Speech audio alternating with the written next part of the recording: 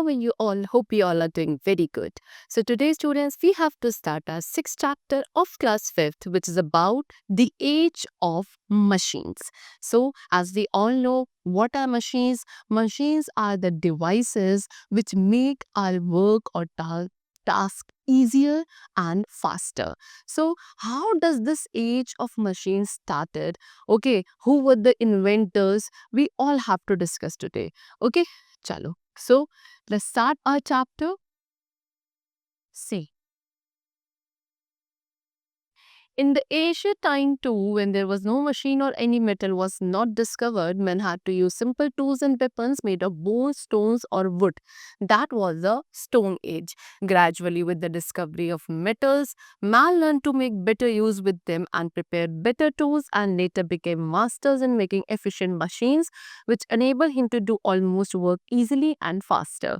The existing present age is the age of machines. In this chapter, we shall learn about the progress of men from the Stone Age to the machine age. So students, what they are saying कि in the ancient time period, यानी कि बहुत सालों पहले क्या था, जब कोई मशीनरीज नहीं हुआ करती थी, तब भी मेटल मतलब जब मेटल्स की डिस्कवरी नहीं थी, मशीन्स नहीं हुआ करती थी, तब man use to use simple tools. तब मेन क्या करता था, सिंपल टूल्स का एंड वेपन्स का यूज करता था. वो टूल्स और वेपन्स किसके बने होते थे, बोन्स, स्टोन्स और वुड के बने होते थे. वो जो एज थी उसको स्टोन एज कहा जाता था. ठीक है, और धीरे धीरे ग्रेजुअली क्या हुआ, जैसे जैसे मेटल्स की डिस्कवरी हुई, सो मेन ने और ज्यादा बेटर यूज करना किसका, उन मेटल्स का सीख लिया. ठीक है, और उसके बाद अब वो ज्यादा बेटर टूल्स बनाने लगे. धीरे धीरे वो एफिशिएंट मशीन्स बनाने में एक्सपर्ट हो गए.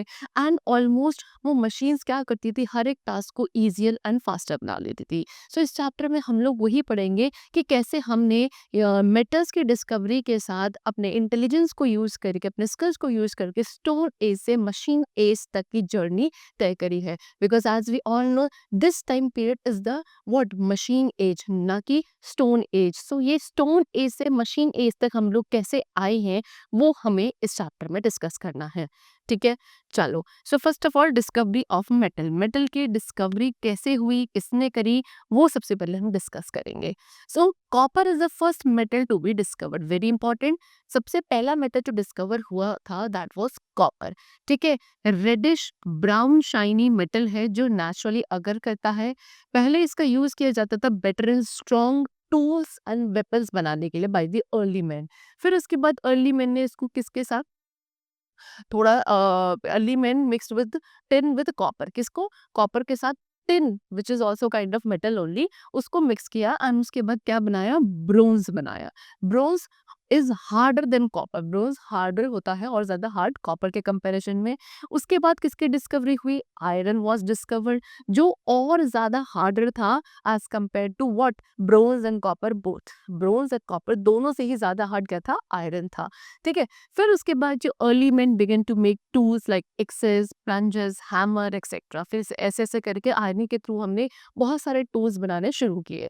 ठीक है, फिर इस एज को हमने क्या बोला, आयरन एज, क्योंकि जितने भी टूल्स बन रहे थे वो किसके बनाए जा रहे थे, आयरन मेटल के बनाए जा रहे थे. So now we have been transferred to from the stone age to the iron age. Okay, it brought remarkable changes in the man's life. Now the machine age began with the invention of steam engine.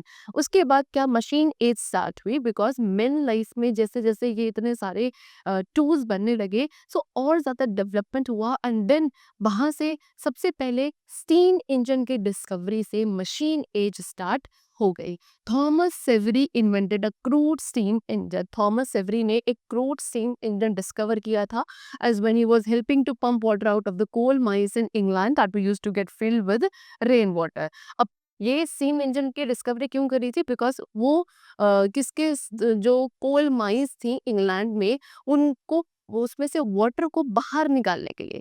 ठीक है, क्योंकि इसमें क्या होता था, rain water, बारिश होती थी तो उन कोल माइंस से पानी भर जाता था. तो उस पानी को बाहर निकालने के लिए कोल माइन से, सो इंग्लैंड में जो कोल माइंस थी उसमें पानी जो रेन वाटर भर जाता था उसको बाहर निकालने के लिए, पंप आउट करने के लिए स्टीम इंजन की डिस्कवरी करी गई थी बाय द थॉमस सेवरी. फिर 1769 में जेम्स वॉट ने उसी स्टीम इंजन में कुछ इम्प्रूवमेंट्स किए. ठीक है, and that made possible to run big machines, और फिर उसके थ्रू क्या बड़ी बड़ी मशीन्स हम लोग यूज करने लगे, रन करने लगे by using lesser fuel. Its invention was the basis of many more inventions. इसी इन्वेंशन के थ्रू और बहुत सारे इन्वेंशंस हुए थे 1814 में.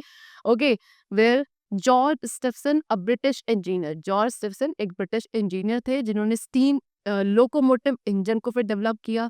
उनको हम father of railway industrial revolution भी बोलते हैं. ठीक है, चल, see this is your steam engine, you can see in the picture. Now we come to the topic which is mass production. See, the use of machineries made production possible. It increased efficiency of production, which enables the factories to produce a large quantity at a lower cost and in less time. This method of production is called mass production. All this led to an increase in production in factories while decrease in handmade goods. So machineries के use से जो production है वो possible हुआ. कैसे? Because production हम पहले भी करते थे, लेकिन जो प्रोडक्शन होता था फैक्ट्रीज एंड इंडस्ट्रीज में वो मैनुअल प्रोडक्शन होता था. लेकिन मशीनरीज के डिस्कवरीज के थ्रू अब हम कम टाइम पीरियड में, कम कॉस्ट ऑफ प्रोडक्शन में ज़्यादा नंबर ऑफ गुड्स या प्रोडक्ट्स प्रोड्यूस कर पाते थे. क्वांटिटी हम ज़्यादा प्रोड्यूस कर रहे थे. एंड इसी प्रोडक्शन मेथड को क्या बोला जाता है? मास प्रोडक्शन बोला जाता है, जिससे हमारा total number of production increase हुआ और हैंडमेड गुड्स क्या हो गए? डिक्रीज हो गए. And this major change in the system of production from handmade goods to machine goods came to be known as the industrial revolution. और जो ये चेंज आया हमारे प्रोडक्शन सिस्टम में, यानी कि हम हैंडमेड प्रोडक्शन से मशीन मेड प्रोडक्शन पे आ गए, इस सिस्टम ऑफ चेंज को क्या कहा गया? इंडस्ट्रियल रिवॉल्यूशन कहा गया. ओके, चलो, now role of sources of energy. Sources of energy का क्या रोल होता है? So it is a fuel that makes the machines work. ठीक है, सोर्सेज ऑफ एनर्जी यानी कि एनर्जी सोर्सेज क्या होते हैं? ये वो फ्यूल होते हैं जो मशीनरीज जिन फ्यूल के थ्रू वर्क करती है. ठीक है, इनको हम सोर्स ऑफ एनर्जी कहते हैं, जैसे कि wood, coal, mineral oil, electricity, solar, wind, atomic energy. ये सभी क्या है? सोर्सेज ऑफ एनर्जी है जो बाय द मैन यूज किए जाते हैं to run the machines. Now next topic is coal. Coal is a kind of source of energy only. ठीक है, it was the first fuel to be used on a large scale in machine. सबसे पहला fuel जो एक बड़े scale पर machineries में use किया गया. ये एक फॉसिल फ्यूल होता है और अर्थ के डीप अंदर ये मिलता है. Next is mineral oil. Okay, you can see in the picture, this is coal mine. यहाँ से इस तरीके से कोल निकाला जा रहा है. This is mineral oil. So after coal, coal के बाद next important source of energy क्या है? हमारा मिनरल ऑयल होता है. ये एक लिक्विड फ्यूल है जिसको एक्सीडेंटली डिस्कवर्ड किया गया था, यानी कि कोई इंटेंशनली हमने इसकी डिस्कवरी नहीं करी थी. ये एक्सीडेंटली डिस्कवर हुआ था 1857 में इन दी अमेरिका.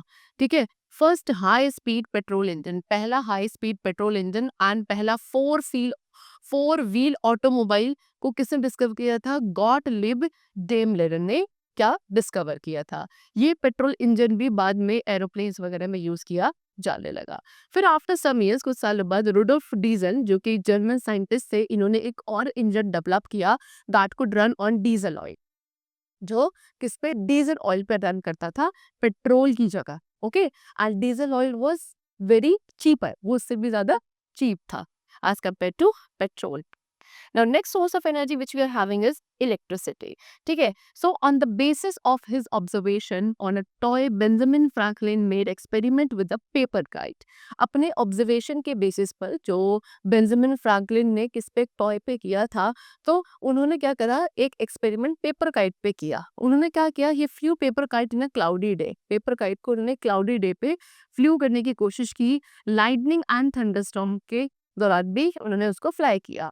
उसके साथ उन्होंने एक स्ट्रॉन्ग वायर अटैच किया इस काइट के साथ, और दूसरा जो उसका एंड था वो उन्होंने की के साथ टाई कर दिया. व्हेन लाइटनिंग अकर्ड, जैसे ही बिजली कड़कती थी, लाइटनिंग होती थी, उन्होंने क्या एक्सपीरियंस किया? एक शॉक था, मतलब एक करंट आता था जैसे उस की को टच करते थे, तो उस पर उन्होंने एक शॉक को एक्सपीरियंस किया. इस एक्सपेरिमेंट से प्रूव हुआ Benjamin observation led to the discovery of electricity. ठीक है, इन्हीं कुछ एक्सपेरिमेंट्स और ऑब्जर्वेशन के बेसिस पे बेंजामिन ने क्या किया? इलेक्ट्रिसिटी की डिस्कवरी करी. ठीक, फिर later another inventions took place related to electricity. फिर बाद में और भी बहुत सारे इन्वेंशंस हुए इलेक्ट्रिसिटी से रिलेटेड. 1800 में एक इटालियन साइंटिस्ट से एलेजेंड्रो वोल्टा, उन्होंने पहली बैटरी को डेवलप किया जो क्या करती थी, स्मॉल अमाउंट ऑफ इलेक्ट्रिसिटी को प्रोड्यूस कर सकती थी। फिर उसके बाद engineers design better machines which produce greater amount of electricity. बाद में इंजीनियर्स ने और भी बेटर मशीन्स को इन्वेंट किया जिनमें ज़्यादा अमाउंट ऑफ इलेक्ट्रिसिटी प्रोड्यूस की जाती थी, और इनको क्या बोलते थे हम, जनरेटर्स कहते थे। Now electricity can be produce by using various fuels, coal, mineral oil और गैस। इन सभी फ्यूल्स के थ्रू आज के टाइप पे हम क्या कर सकते हैं, इलेक्ट्रिसिटी को प्रोड्यूस कर सकते हैं। चलो, now the last topic of the chapter which is renewable energy. See, electricity produced from water stored in dam is called hydroelectricity. Wind is the air in motion. Hence, wind energy is the energy present in the air that flow around the earth. And this wind energy is also used to generate electricity. Electricity जो water dams में जो water store होता है उसके through जो आप electricity produce करते हो उसको हाइड्रो इलेक्ट्रिसिटी कहा जाता है। ऐसी विंड क्या है, एयर इन मोशन, वो एयर जो मूव कर रही होती है, मोशन में होती है, उसका विंड कहते हो। उस तो विंड एनर्जी क्या होगी, वो एनर्जी जो एयर के अंदर विजिट होती है, यानी कि एयर जब मूव करती है, फ्लो करती है अर्थ में, अर्थ के अराउंड, उसके थ्रू जो एनर्जी प्रोड्यूस होती है उसको विंड एनर्जी कहा जाता है। और इस विंड एनर्जी का भी हम इलेक्ट्रिसिटी प्रोड्यूस करने के लिए, जनरेट करने के लिए यूज कर सकते हैं। एटॉमिक या न्यूक्लियर एनर्जी ये किसके थ्रू प्रोड्यूस होती है, by the splitting of atom. एक न्यूक्लियर रिएक्शन में एटम के स्प्लिट होने से एटॉमिक एनर्जी प्रोड्यूस होती है। ये काफ़ी highly powerful source of energy होता है एटॉमिक एनर्जी। फिर वो एनर्जी जो हमें सन से मिलती है उसको आप सोलर एनर्जी कहते हो, काफ़ी useful alternative source of energy है। Biogas, it is an eco friendly fuel, ठीक है, एक इको फ्रेंडली फ्यूल है जिसको रूरल एरियाज में यूज़ किया जाता है, mainly for the cooking purpose.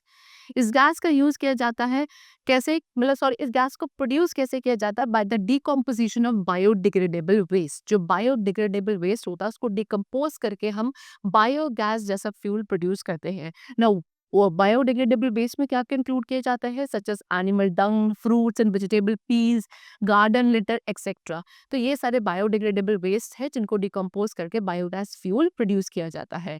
And all these different energy are form of renewable source of energy. जितने भी मैंने आपको ये एनर्जी के फॉर्म्स बताई ये सभी रिन्यूएबल सोर्स ऑफ एनर्जी हैं, लाइक आपका hydro electricity, wind energy, atomic और nuclear energy, solar energy and biogas. So all these are the renewable source of energy, क्योंकि ये आपके इनको आप क्या कर सकते हो, रिन्यू कर सकते हो, बिकॉज ये हमारे नेचर में एक अबंडेंस अमाउंट में प्रेजेंट है। ओके, चलो, so the chapter has been completed over here. I hope it was very clear and understood to you. Let's meet in the next class with a new chapter. Till then, take care and thank you everyone.